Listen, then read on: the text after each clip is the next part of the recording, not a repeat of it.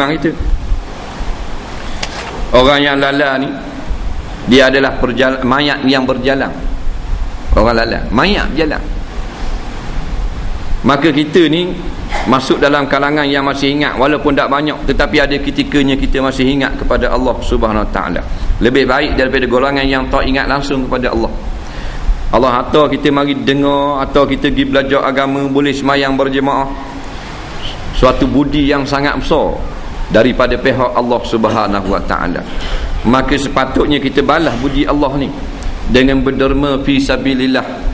Kita gunakan sebahagian daripada harta kita, kita sumbang pada jalan Allah. Bapa yang mu menyumbang sangat ni, terima kasihlah Allah. Mu pilih aku di kalangan 8 beradik aku seorang je boleh pergi kat dengar. 7 beradik lagi sama seri dengan Cina hak batu 3. Cina hak batu 5. Dak pergi surau, dak pergi dengar. Sama seri dengan Cina hak duduk dalam rok Bukit Baru. Hak tu pun dak mari dengar. Anak beranak kita 7 beradik pun Tuhan dak pilih, dak leh mari dengar. Maka balas budi Allah, kita infak fi sabilillah. Tolong agama dia. Mudah-mudahan kita termasuk dalam golongan yang mampu beribadah walaupun dalam keadaan dan suasana yang sangat menyibukkan. Bahasa sibuk kalau kita ikut bawa umur. Yang tua tu berbadan kita, nafsu dia tak akan tua selama-lamanya. Kerana dia memang orang yang sangat tua. Bila orang yang jenis umur panjang, kalau tua kau tak panggil tua. Kita ni zaman umat Nabi Muhammad SAW, kalau umur 80 orang panggil tua. Dah berapa dah umur cik? 80. Oh tua dah 80. Tapi kalau umat kaum Nabi Lut, umat Nabi Nuh, kalau 80 tahun baru belajar mengaku. Tak, dia panggil budak-budak.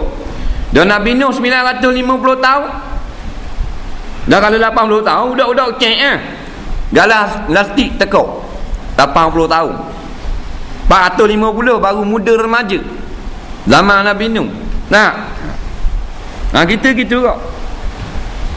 Maka nafsu dengan jasad kita ni, kita dah nak ukur dengan umur kita. Umur kita 60 tahun, 50 tahun, 40 tahun jasad ni. Orang kata tua. Berapa? 60 dah tua. Nafsu dah tua. Pasal nafsu dia lebih tua daripada Nabi Nuh alaihi salam. Nafsu kita lama dah Tuhan buat. Duduk dalam sulbi tu Adam, dah habis, dah mati-mati lagi. Roh kita tu Maka kalau kita kira katakan 20,000 tahun dah, muda lagi nafsu. Pada apa? Sebab kiamat nak kira ni zaman dimatikan roh 100,000 tahun. Dah kalau baru 20,000 tahun orang muda. Batu nafsu kita dia muda. Batu Nabi kata asy-syaikhu syabun, orang tua itu tetap muda. Fi talabil mali, pada mencari harta benda. Bak cari harta benda dia muda semua. Yang tua ni kita ni lakah lokang, jatuh berderbek dah lokang. Dah. Dulu gagah sangat, wakil sekolah lopak pagar. 400 meter lopak pagar dia boleh buat ekor 3 saat pusing. Oh laju laju pada persik. Dah ni umur 80 tak. Bukan kata lopak pagar tinggi, pagar hak cucu dia je buh dapur menyembang pada toki dalam lubang bang. Pasal apa? Pasal tu di kawasan sungai Furat Iraq kerana merebut kekayaan. An Abi Hurairah radhiyallahu anhu qala Rasulullah sallam, la taqumu sa'atu hatta yahsirul furatu an jabal min dhahabin tatalu alaihi fayuqtalu min kulli mi'ah tis'atun wa tis'una fayaqulu kullu rajul minhum la'alli an akuna ana anju wa fi riwayatin yushiku an yahsirul furatu an kanzin min zahab faman hadarahu fala ya'khudh minhu syai'a muttafaqun alaih. Artinya daripada Abu Hurairah radhiyallahu anhu bahwasanya Rasulullah sallam bersabda, tidak terjadi hari kiamat sehingga sungai Furat, sungai Euphrates, iaitu sebuah sungai yang ada di Iraq, menjadi surut airnya sehingga ternampak sebuah gunung daripada emas. Ramai orang yang berperang untuk merebutkannya, maka terbunuh 99 orang daripada 100 orang yang berperang, dan masing-masing yang terlibat berkata, mudah-mudahan akulah orang yang selamat itu.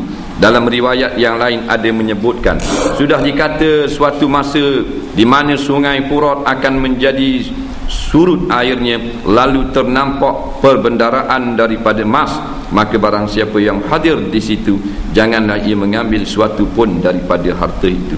Hadis riwayat Bukhari. Hadisnya panjang sedikit. Hadis ini hadis yang ke-20, yang ke-30 daripada kitab 40 hadis akhir zaman. Cerita yang belum berlaku telah diceritakan oleh Nabi Muhammad sallallahu alaihi wasallam.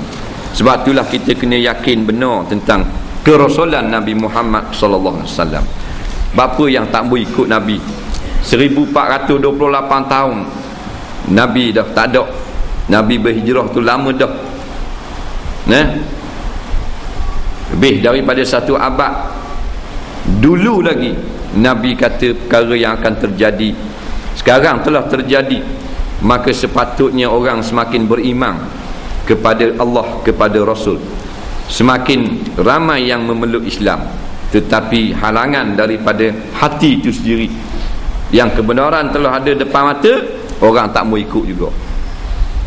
Kalau orang kata esok akan berlaku begini, orang kata menawak je, tiba-tiba esok berlaku sungguh, orang akan hormat. Orang yang kemarin orang kata menawak, mana-mana dia pergi orang akan ikut.